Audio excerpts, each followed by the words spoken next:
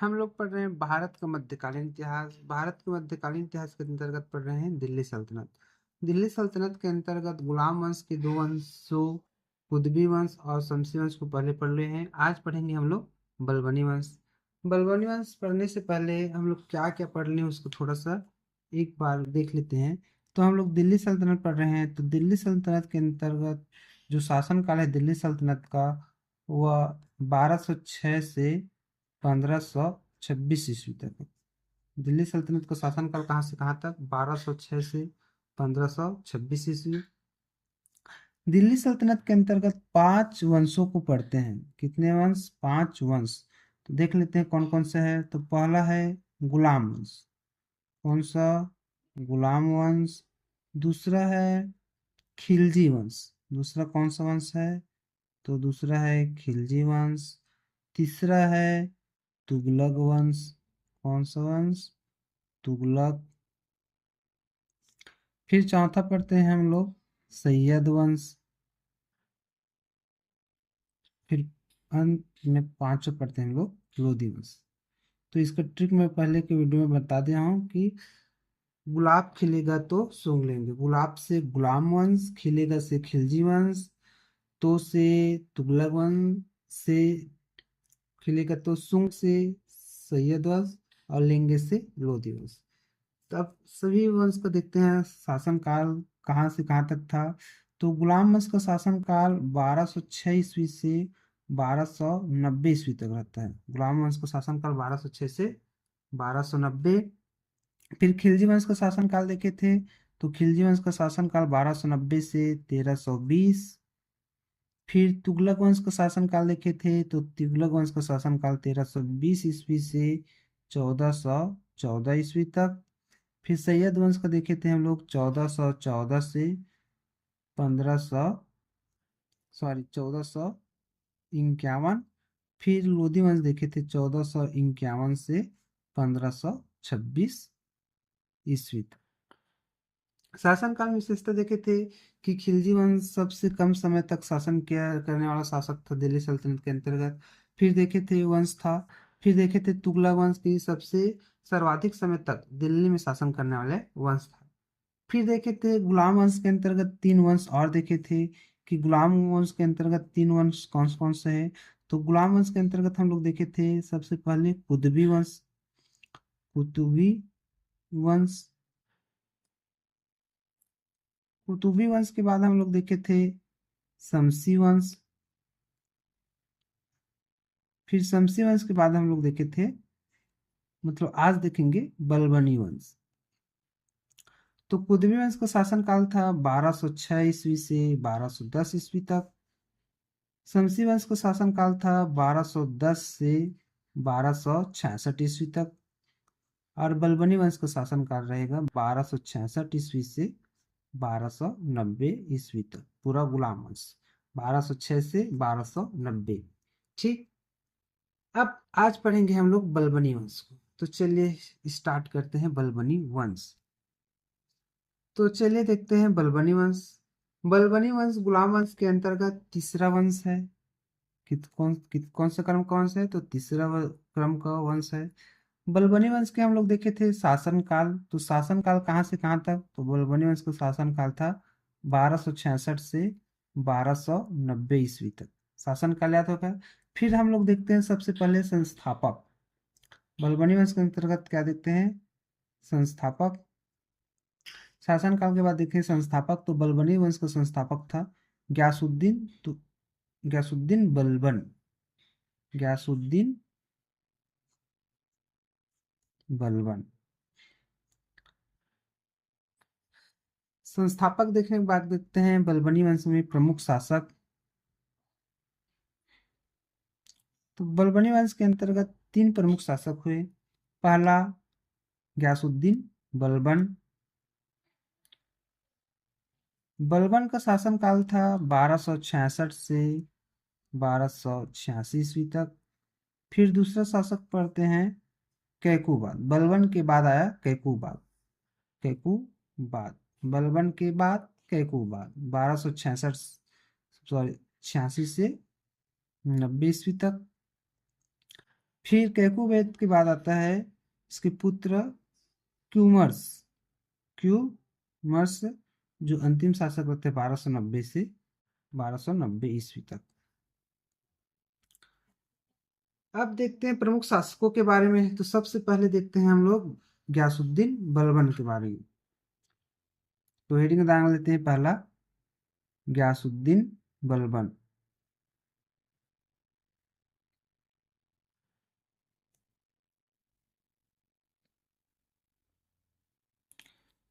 तो गयासुद्दीन बलबन के सबसे पहले देखते हैं हम लोग शासनकाल।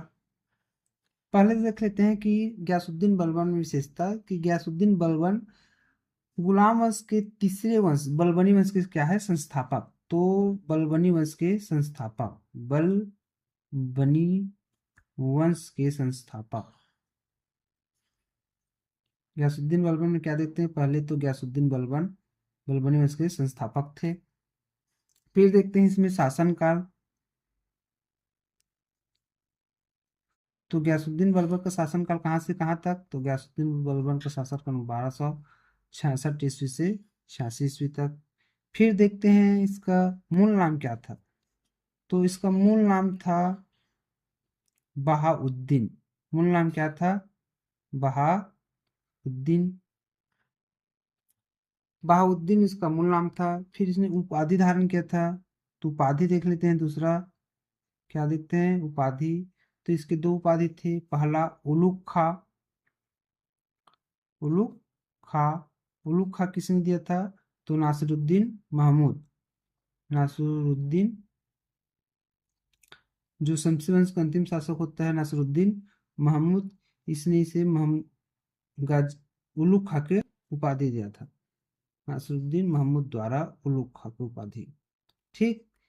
फिर दूसरा उपाधि जिले इलाही। दूसरा उपाधि कौन सा, जिले इलाही।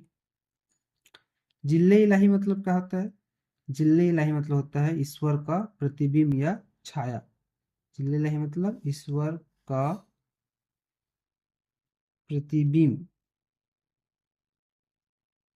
या छाया। स्वयं के द्वारा धारण किया था। उपाधि के बाद देखते हैं इसका जो दरबारी कवि था। तो उपाधि के बाद क्या देखते हैं, दरबारी कवि। तो दरबारी कवि था, क्या था दरबारी कवि। तो अमीर खुसरो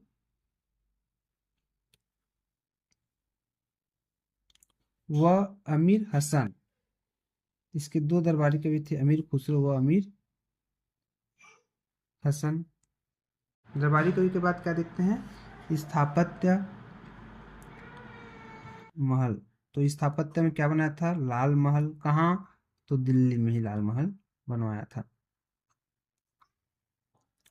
स्थापत्य के बाद क्या देखते हैं हम लोग, स्थापत्य के बाद देखते हैं हम लोग इसके प्रशासनिक नीति। एक और था इसने चलाया था सांस्कृतिक प्रथा। सांस्कृतिक प्रथा,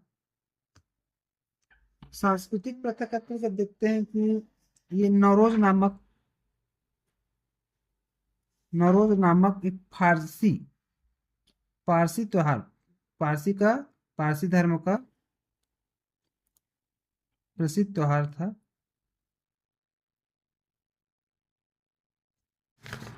क्या देखते हैं इसका प्रशासनिक नीति। तो इसकी प्रशासनिक नीति के अंतर्गत 5 नीति थी। प्रशासनिक नीति के अंतर्गत कितने नीति, 5 नीति। तो देखते हैं पहला था इसने लौह एवं रक्त की नीति अपनाया था। लौह एवं रक्त का नीति अपनाया था, मतलब खून के बदला खून। लौह एवं रक्त का नीति अपनाया। दूसरा, इसने राजत्व प्रथा लागू की। राजत्व प्रथा मतलब राजत्व प्रथा लागू किया। प्रथा को क्या बोलते थे, नियाबत ए खुदाई। मतलब ईश्वर राजा का प्रतिनिधि होता है। ईश्वर राजा का प्रतिनिधि होता है। तो सिजदा एवं पाबोस राजत्व प्रथा के बाद सिजदा एवं पाबोस प्रथा लागू किया था। सिजदा एवं पाबोस, ये सिजदा पाबोस क्या है? तो सिजदा का मतलब है घुटने पर बैठकर राजा के समक्ष सिर झुकाना। ठीक है, सिजदा मतलब घुटने पर बैठकर राजा के समक्ष सिर झुकाना। तो पाबोस क्या है? तो पाबोस था पाँव को चूमना, राजाओं के पाँव को चूमना था, ये था पाबोस। फिर चौथा प्रशासनिक नीति के अंतर्गत इन्होंने राजत्व का सिद्धांत लागू किया था। राजत्व के सिद्धांत मतलब क्या था कि ईश्वर मतलब जो राजा है वो ईश्वर का प्रतिनिधि होता है, राजा ईश्वर का प्रतिनिधि होता है। तीसरा सिजदा एवं पाबोस लागू किया था।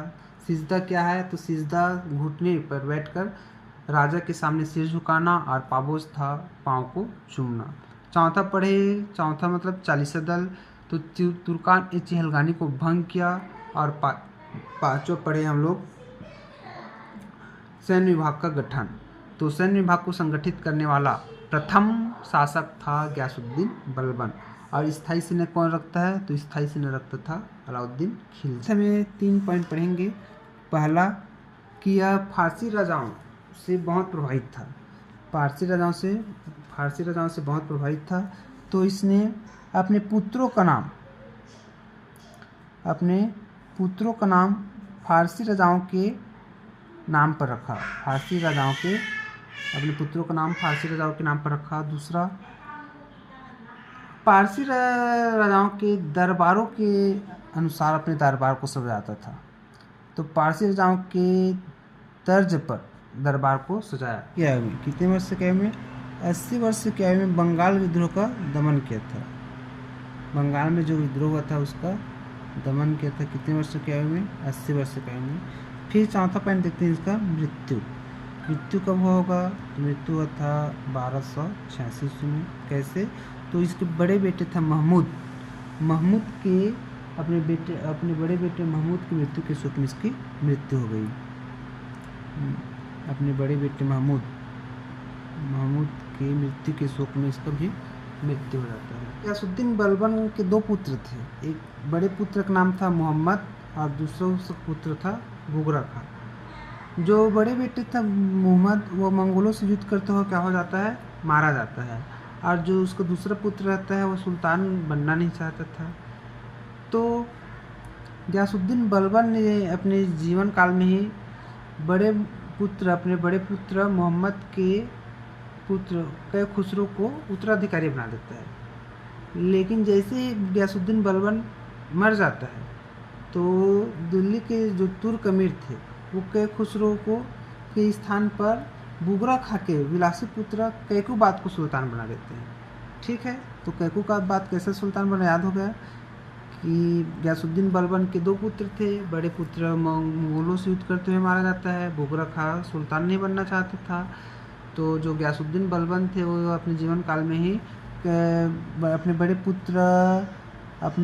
पुत्र महमूद के पुत्र कै खुसरो मतलब अपने पौत्र को उत्तराधिकारी बना देता है। लेकिन जैसे गयासुद्दीन बलबन मर जाता है तो कै खुसरो के स्थान पर जो दिल्ली के अमीर तुर्क थे वो कैकुबाद को सुल्तान बना देते हैं।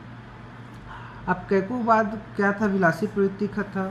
तो उसे तुर्क मलिक था फिरोज खिलजी ने उसे यमुना नदी में फेंकवा देता है। और उसके पुत्र कौन? क्यूमर्स का वो 3 महीने तक संरक्षण करता है। फिर उसकी हत्या करके वो कौन सा वंश? खिलजी वंश के न्यूडा। मिलते हैं हम लोग अगले वीडियो पर।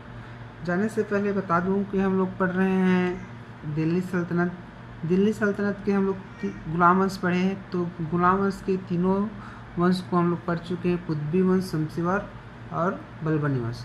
अब अगले वीडियो में ना मैं गुलाम वंश का मास्टर वीडियो लाऊंगा जिसमें ना तीनों वंश को एक साथ और रीजन टाइप पढ़ेंगे। ठीक है, तो अगले वीडियो में फिर मिलते हैं। धन्यवाद।